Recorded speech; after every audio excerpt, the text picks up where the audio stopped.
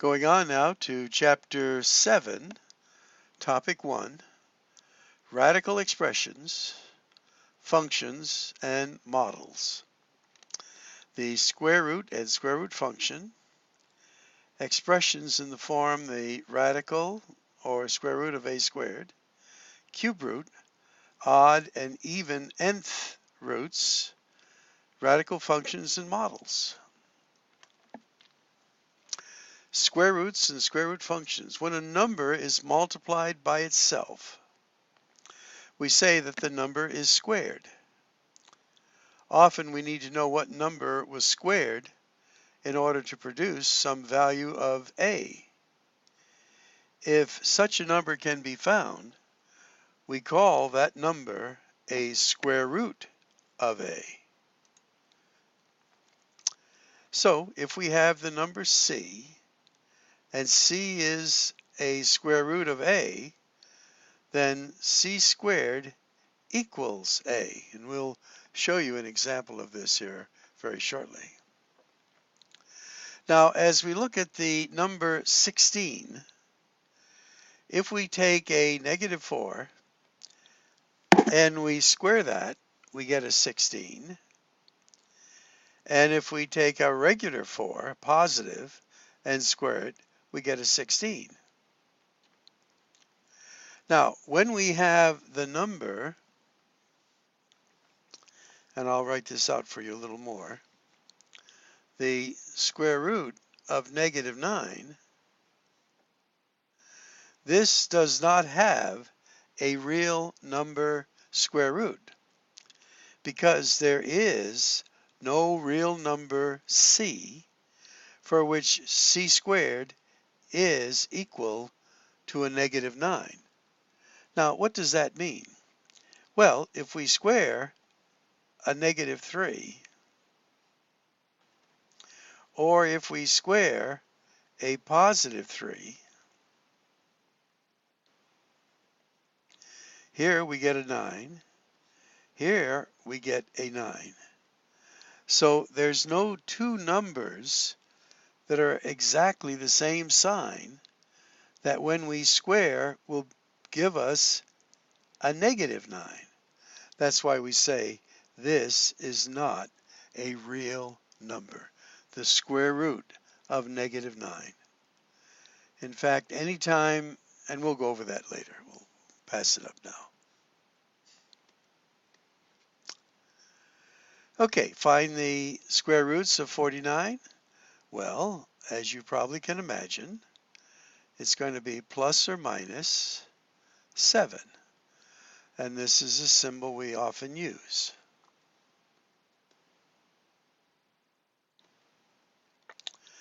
Now, sometimes when we're dealing with square roots, we want to refer to the non-negative or the positive square root. We refer to that as the principal square root. Okay? That would be the non-negative one.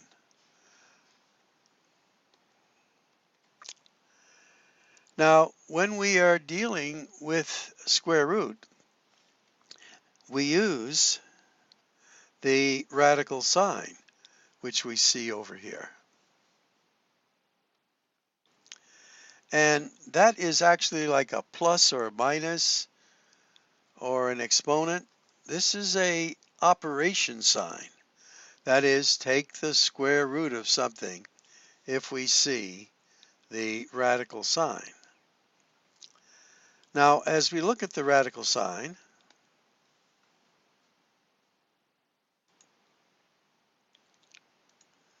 I think we did that one already.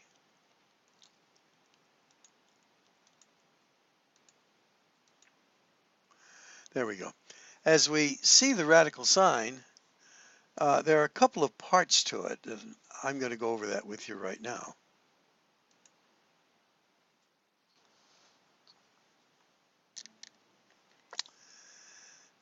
So this is the radical sign, and what we put under the radical sign is called the radicand. In this case, there's 81. And 81 is the radicand. Now, over here in the radical sign, there's like a little notch. Well, this is where we put the index number, or the index. And if there's no index number there, we assume a 2 is there. Never a 1, a 2. And then any number higher than 2, we actually put it there. So, with no index number showing, it's the square root, or there's a 2 there. And if we just do the principal square root, this would be 9, because 9 times 9 is 81. And the square root of 89 is 9. Now, because of the negative sign being outside the radical sign, anything we write will be negative. And here we have a 4, and here we have a 9.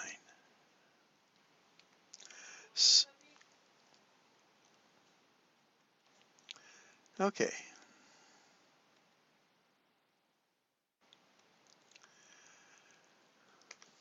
All right, here they're giving us a little bit more.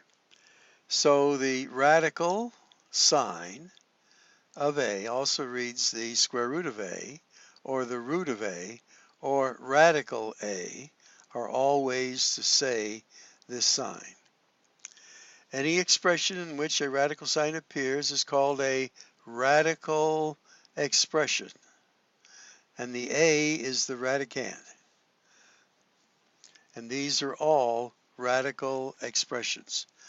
Now notice the 3 is not under the radical sign. And again, what is under the radical sign is called the radicand. Some of our vocabulary. Now, whenever we see something in this form,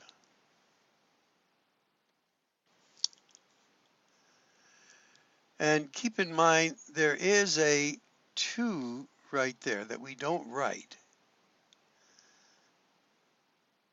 I'm going to show you something that we're going to do in the later section. That this is actually related to what we call fractional exponents. So our radicand is a. This is the exponent. And this index number actually is the denominator of that exponent. But when we convert fractional exponents to radicals, the numerator of our fraction becomes the exponent of the radicand, and the denominator of that fraction becomes the index number. Now, since we don't write the 2, again, that's not there. But when we convert this back the other way, what is 2 over 2? Well, it's 1. And every number, letter has a 1 there. Again, we don't write that. So the square root of a squared is a. Okay?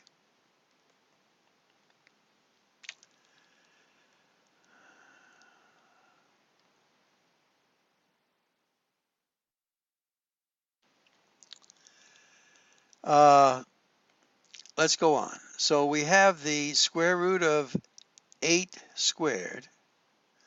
And if we put a 2 there, take away the radical sign, that becomes, as we said, 8, 2 over 2. That's going to equal just plain 8, which is what they have here. Now here, if we square a negative 8, we get 64 again. And if we have a index number there of 2,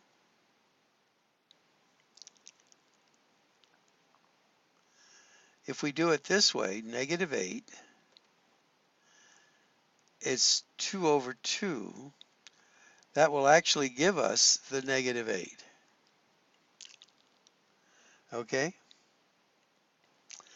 Now, what they're showing you here is that you don't always get what you start off with if it's a negative 8.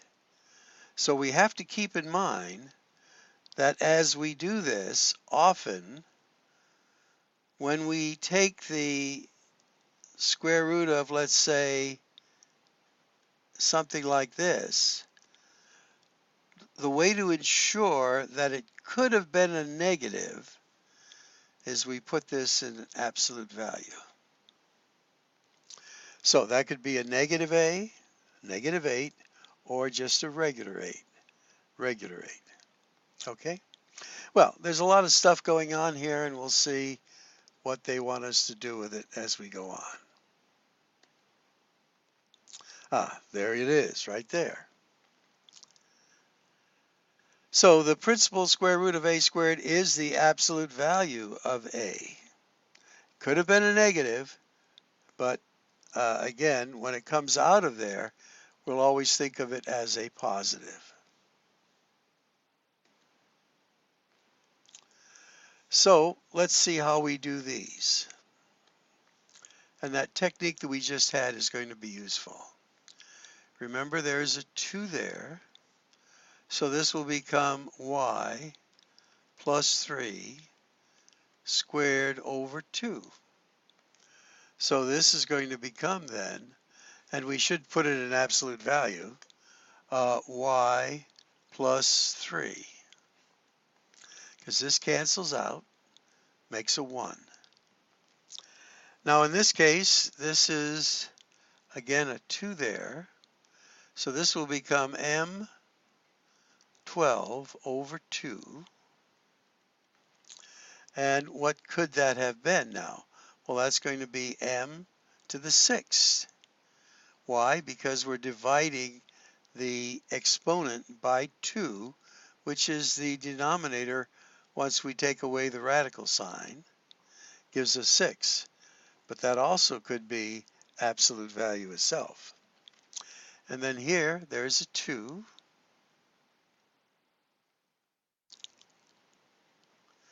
So this is going to become x 10 to the 2nd, 10 over 2, and that's going to become x to the 5th absolute value.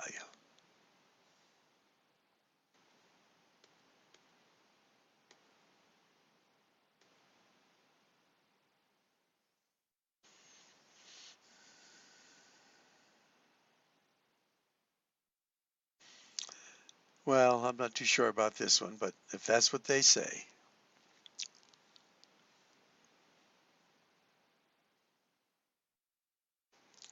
And I guess they're making the distinction, since this is an even, when it comes out as a 6, you're going to see that anything that is to an even power is always going to be positive. Could have been a negative, though. All right. We often need to know what number was cubed in order to produce a certain value. In these cases, we are talking of cube root. For example, 3 cubed is 27. So 3 is the cube root of 27. Now, how do we write cube root? Well, we put our radical sign, but in the index spot, we put a 3. So in this case, by the way, you can have a negative 3 cubed, and then x to the 3rd here. That's another way of looking at this, a negative 3 cubed. So what will this become? Well, the cube root of a negative 27 is a negative 3, and the cube root of this is x.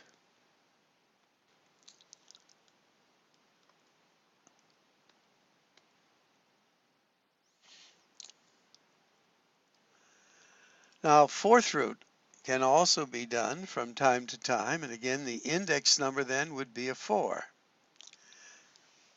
The n is the index number. If it's a 2, as we said before, we don't write it. So this is a fifth root of something. Notice it's a positive number. This is a fifth root of something. Notice it's a negative number. Now, we said if it were an even root here, you can't have a negative underneath the radical. There's no way to get a negative under the radical if this number, index number, is even. Okay? Now, let's do this. So what is the fifth root of 243? Well, it's 3. Since 3 to the fifth power is that. And if you started off with a negative 3 and multiplied it by itself 5 times, that's sort of the reverse of the fifth root, it ends up being a negative 243. So this is good. If the index number is odd and the radicand is negative, that's perfectly fine. It's only if the index number is even, you cannot have a negative under the radical sign. And here, if we, again, remove the radical sign, 11 over 11 is 1. And we don't have to put absolute signs here because it's okay to have a negative. We don't have to suggest it. All right, let's take a look at these. Now, 81 happens to be a perfect fourth. The fourth root of 81 is 3. 3 times 3 is 9, times 3 is 27, times 3 is 81. But notice, this is an even index number, and this is negative.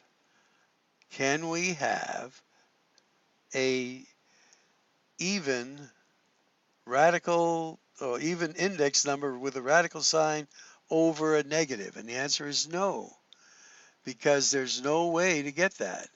If you put 3's 4 times that are all positive, if you put 3 that are all negative 4 times, it's going to end up being a positive.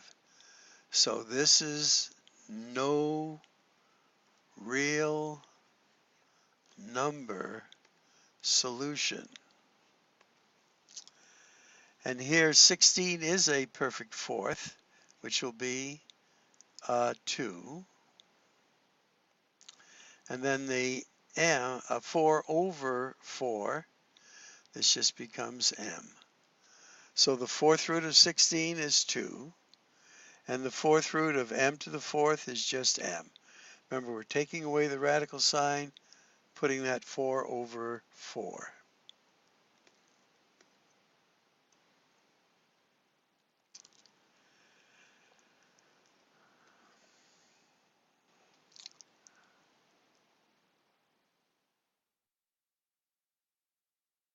Now, again, we forgot to put the absolute signs here. On a test, I don't ask that. In Math Lab, they may. So this could be an answer or this. So once again, if our index number is even, you can have the radicand be positive and absolute value. But if the radicand is negative and you have an even index number, it's not a real solution. But if the index number is odd, then that's fine. They could both be positive, they could be negative. Okay? Now again, be reading your textbook because there's perhaps a few little points that we may not be making clear, and you get your additional information there. All right, these can also be shown as radical functions by using function notation. And there we have it. And what they're asking us to do here is to find the domain of the function given by this equation and then graph it to check it if you have a graphing calculator. They also, from the graph, want you to estimate the range of the function. And if you recall, domain are x values and range are y values.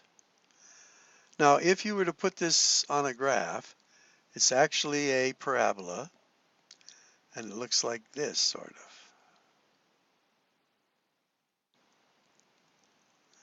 Now, what are the values of x for something like this? Well, can you see it's going to be all the way from negative infinity up to positive infinity? That would be domain. Now, how about the range? Well, it's going to start about 2 here and go up to positive infinity. Okay? And there are no values that are excluded because anytime you square any number, it's going to make it positive. So this is fine. Now, an interesting thing is, does any values of this reach the the x-axis, that is finding the zeros? And the answer is no, none of them do. And interestingly too, these, since none of them reach the x-axis, these are imaginary numbers, but that's coming up at the end of this chapter. Okay, I believe that's going to wrap it up. We're going to just look at the graph they give us. There it is. And that's the domain. And there's the range. So a range is from here up. Domain is here. And there are no zeros. Remember we talked about finding the zeros. Well, there are no zeros. No numbers hit the x-axis. There are some x values. And that is it.